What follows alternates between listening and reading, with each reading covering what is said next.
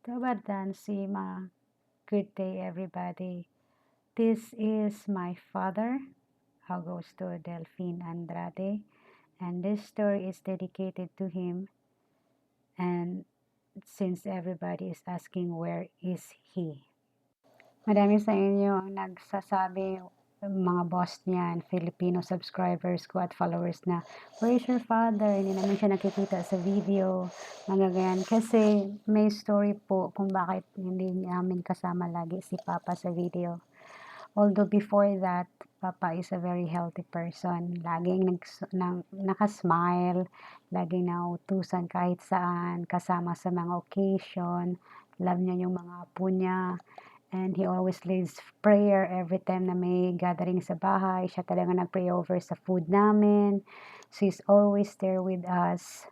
Unfortunately, may isang time lang na I think kumakain daw sila ni mama at mga kapatid ko sa labas. Tapos na-hit niya yung glass door. Unconscious, not knowing na glass door pala yun. Akala niya open na. So pag labas niya, nabagok niya yung head niya at that time. So parang na ano talaga daw si Papa, parang nakakita ng ang tawag dyan, yung black empty space at that time. Kasi talagang yung pagkabagok niya sobrang lakas talaga kasi everybody hears it talaga, narinig ng buong restaurant. So that's the reason they assume na nagkaroon si Papa ng sakit. So father has a brain tumor at operado siya sa kanyang tumor plus radiation. Kaya hindi niya nakikita si Papa now kasi bedridden po si Papa. Nasa room lang po siya and my sisters are taking care of him. So that's why hindi siya nakikita. So this story is dedicated to my father, Augusto Delfin Andrade. So, ito yung story ng aking papa. He was really a healthy man. But then, Mama Beth, my mother, noticed something with him. Ito yung pumunta sila sa Cebu. This picture, pumunta sila sa Cebu around February of 2018. Na-notice niya na there's something wrong with him, na hirapan siya sa mag-remember, magsulat, even the signature. So, nabalaka si Mama, parang worried siya. So after they came back from Cebu, they decided to bring Papa to the hospital para maipa-check up talaga siya. Kasi si Mama has a bad feeling already of what she has seen with Papa's, the way he handled himself. So during the check-up, he was asked by doctor if he knows who he is, how old is he. He doesn't know. He answered 20 years old daw siya. So, hindi siya nakakasagot sa mga tinatanong ng doctor. So the doctor decided to do a CT scan and other lab tests. So the result came about 2 to 3 days. But then they decided to bring him back again to the hospital the next day kasi nga medyo mas malala na yung sitwasyon ni Papa. So they admitted him on those days. First day of admission ni Papa. So, ito na yung result ng CT scan ni Papa, and the doctor found out that he has a brain tumor. So, everybody was really shocked. Parang hindi kami makapaniwala kasi, brain tumor, iba na yun talaga. Parang so shocking. So, this was the time that he was admitted to the hospital. I think this is a private hospital. And father was referred to a neurologist, and then later on, he was referred to a neurosurgeon. After that, the family talked to the neurosurgeon at his clinic, and they were explained ano yung klase ng tumor ni Papa, and the tumor is really not that nice, malignant, and really needs to go operation, and we can go either public or private hospital because he's the only neurosurgeon in the province. So the family talk also about the chances of father if he will not be operated and if he will be operated. So on chances if he will do operation is 80% that he will be okay, and if we will not operate him, he will get worse and there's no recovery from it. He might die. So this was the time when umuwi na sila sa bahay and they were talking about his chances and other alternatives like changing his diet, what he's eating, putting more in herbal food, herbal supplements, and then the doctor told them that if you really want to go operation, you need to prepare around 300,000 to 500,000 or even more. So that's why they discharged themselves and bring Papa home and then do some other alternatives. We have so many that herbal and everything. So they tried that. Unfortunately, during his second CT scan, nandun pa rin yung tumor. So hindi siya nawawala despite everything that they have done. During this time also, the doctor was giving him medicine because his tumor was really swollen. So aside from the fact that he's at home, he's also taking the medicine prescribed by the doctor. The family decided to go to Cebu City because there are so many nice hospitals there. They want to have a second opinion of what's the situation with father's tumor. Baka merong mga eksperto doon, baka may other alternatives and everything. So they have done also the normal procedure with regards to his tumor, and the doctor checked it, and it's the same thing what he's telling him or the family. It's a malignant tumor and it needs to be taken out.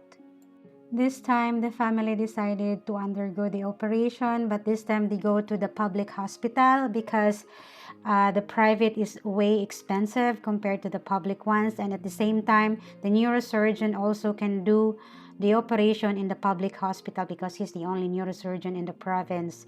So it's much lesser if we go or if they do the operation in the public hospital. This is the moment na dadalhin na siya sa operating table.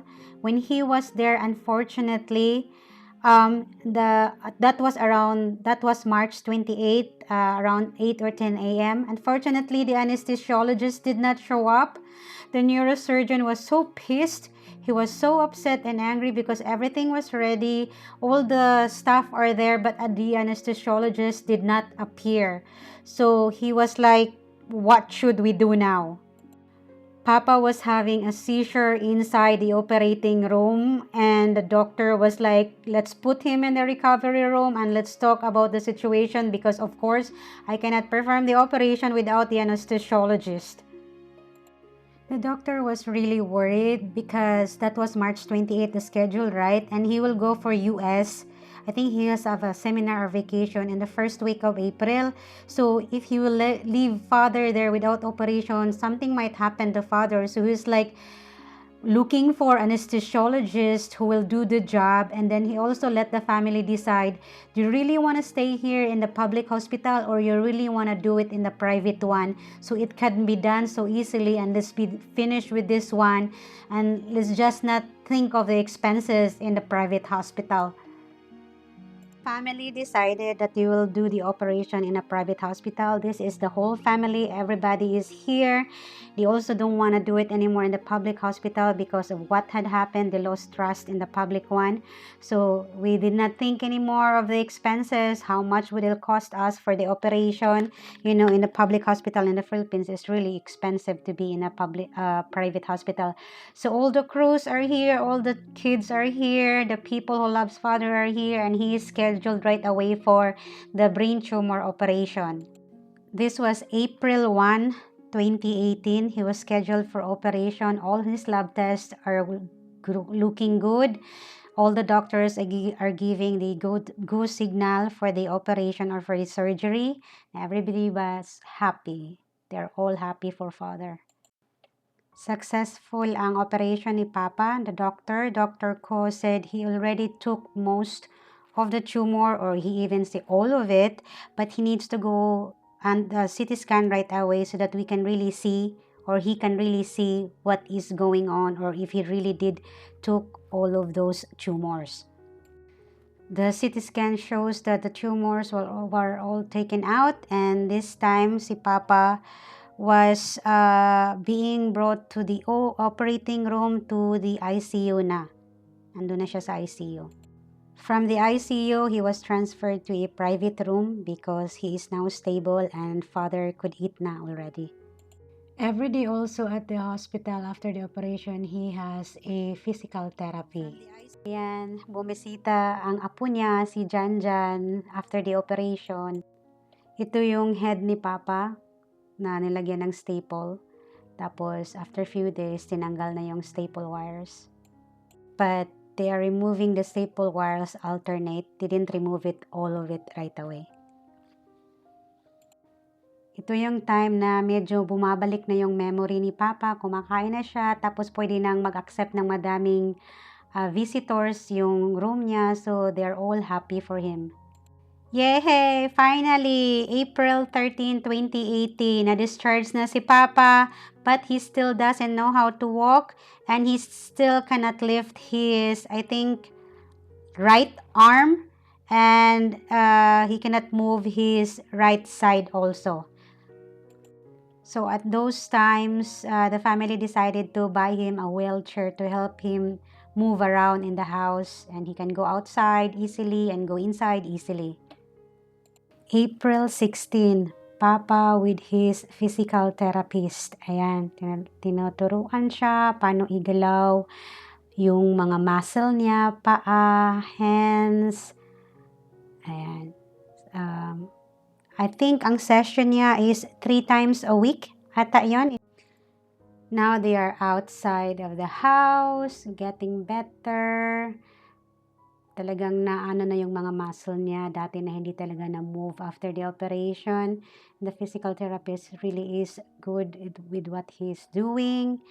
Ayan, nakakatayo na si Fodra. Ayan, using the cane. So, ang ganda ng progress. Ayan, nakakalakad na si Papa with the cane and the guidance of the physical therapist. Nakakabilib daw, sabi ng therapist, na si Papa is really doing good with the therapy. So, ayan, lakad-lakad lang. Now, Father can move or can stand without any help. So, ayan, wala ng cane, wala ng wheelchair. Si Papa na lang at yung therapist niya. Ayan, solong-solo na siya, nag-ano na siya, stand on his own. Ayan, ganda ng improvement ni Papa. Ayan si Papa, naglalakad na siya together with the physical therapist. Nag-guide lang sa kanya yung physical therapist, hindi siya pinabayaan. Pero sabi he can do it on his own. So ayan, ito na yung time na wala na talagang help from the physical therapist. Solong-solo na si Papa sa mga pinagagawa niya, sa mga exercise niya. So the progress was really doing great and it was really good for him. Ayan. Good job, Father dear. Ayan, okay na siya dyan.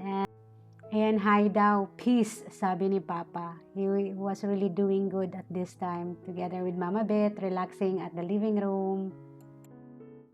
Ayan, May 4, fiesta sa amin. Nakikijoin din si Papa sa celebration. Ayan, pumunta na sila Mama at Papa doon sa doctor nila. So, si Dr. Ko, ayan, he was also surprised with the progress of Father. So, Dr. Ko was the neurosurgeon who did the operation.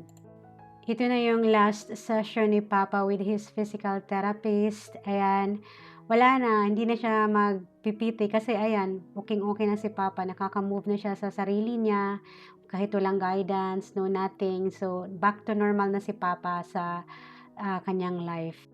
Ito yung time na nag-uusap ang buong family if mag-go sila sa radiation therapy because it really is required na mag-undergo si Papa sa radiation therapy para talaga mamatay lahat yung tumor or yung cells sa brain niya at hindi na babalik talaga. That is the next procedure. So, it's a must procedure for him to undergo. This was the result of the radiation on his brain. This was done sa Cebu. I forgot the names. I think St. Therese Hospital. I will put the name of the hospital. You would say that bakit pa nag-therapy pa si Papa? At first kinausap sila, ang buong family ko, na kailangan talagang mag-undergo ng radiation si Papa. Kasi, nag-hoping yung doctor, si doctor ko, na hindi cancerous yung brain tumor ni Papa na sana ano lang siya, benign. But unfortunately, as per biopsy, talagang malignant yung tumor ni Papa. So it's a must talaga mag-undergo siya ng radiation therapy. Unfortunately, ito yung nangyari kay Papa. Talagang nangingitim yung buong part ng head niya, nawala yung kilay. So wala ang buhok, wala na lahat, walang tutubo na any kind of buhok kasi nga dahil sa radiation. Here, the family visited Papa sa Cebu kasi I think they stayed there for a month. They rented an apartment and they stayed there for a while. So, ayan, si Mama, I think, andyan, bumisita din si Mama. Kasi ang sumama kay Papa doon is yung dalawa kong sister sa Cebu. Why Cebu? Because there is no radiation therapy sa province namin or sa city of Dumaguete. This time, Janjan visited the grandpa. Ayan, yung smile ni Janjan. Tapos si Sugar, bumisita din sila with the husband. Papa managed to come home at Dumaguete City. At around July 9, 2018, Papa was brought to emergency room kasi nagsi-seizure na naman siya. So, nag-worried ang buong family. Pero after nito, okay na talaga si Papa. Wala nang problema. Ito yung August 2018. Tapos, ito naman yung October 2018. Okay na talaga si Papa dyan. This was December 25 of 2018. Look at that. Papa is doing well. He has recovered from the radiation and the surgery. This was New Year, January 1 of 2019. Celebrating New Year with family and with my brother. May 1, 2019, celebrating the birthday of Janjan. Father is looking great. Look at him. He always the one who leads the prayer every time we have an occasion at house for the food or blessing of the food. This one, Papa Ting, during December 25 of 2019, celebrating Christmas with the family. Look at him. He is really doing well. Yan, nag-enjoy siya sa Christmas party ng family ko. New Year of 2020, January 1, still looking good ang aking papa. Ayan, with Sugar always. Celebrating his 60th birthday on August 13, 2020. Ayan, si Papa looking good. Look at those scar. It's almost gone. Meron siyang malaking celebration during his 60th birthday with the whole family. Ako at ang brother ko ang wala lang dyan kasi overseas yung brother ko at ako nandito sa Bosnia. September of 2020, inataka na naman si Papa siguro ng bad cells niya. Kaya ayan, nakita nyo, nakakain na ulit si Papa. Ayan, may problema na ulit. This time, nahirapan na naman siyang gamitin yung motor skills niya. So, ayan, nag-cane na naman siya. At siguro yung brain cells niya, naapektuhan yung motor skill part ng brain. Ayan, kaya tingnan nyo, kahit nitong December, medyo hindi na rin okay si Papa dyan. This was December 25 of 2020. 2. Okay, ikaw na. Pugi sa imong kamot. 3. Ay. 4. Sige, sikat. 5. Makainom ko na siya. 6. Makapungsog na. Nanasikoan. 7. At this time, they called for the therapist in order for him to be trained again on how to move around. That's why he is here with his session again. This was around February of 2021. Unfortunately, that therapy did not work for him because really the movement of father was really affected. He cannot really move anymore. So now he is on his wheelchair already every time they move him around. This was April 30 of 2021. Ayan, naka-wheelchair na lang talaga si Papa. Hindi na siya pwedeng makalakad. October of 2021, father's health is really deteriorating. Nag-Facebook kami niyan, video call. December 2021, father's health is really not good anymore. So ano na lang siya sa kanyang wheelchair. Tapos bedridden na yan si Papa. Hindi na talaga makatayo. Finally, we are back in the Philippines and managed to see Papa Ting. That's Stella and Layla with Papa Ting, finally. Happy Father's Day, Papa Ting! Happy Father's Day! Happy Father's Day! Baby, Joy, pa doon! Happy Father's Day, Papa Ting! Ako marang na baba pa. Hmm. Isirado na baba. Happy Father's Day. Ay, rago, dukyo naman siya lang taon. Oh, ikaw na nga langas dira ba mama. See? Happy Father's Day. Sit, sit. You come here, give it to you. Joy na sila siyog. Give me that. Kaya na napugsa lagi si Lila. Kaya kasi Kaning Wandra? Lakaw na may pa. Butang. Oi, Go, that you cannot be seen. Lakaw na may. Mato na sila pa. Be picturean mo. 1, 2.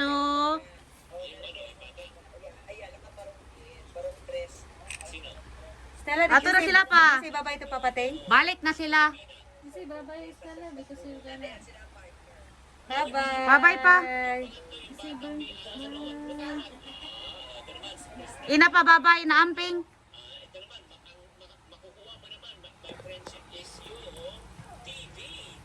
Ato na may. Pa. Hmm. Balik sa tuig. Ha? Si Jinjin raw, si Stella.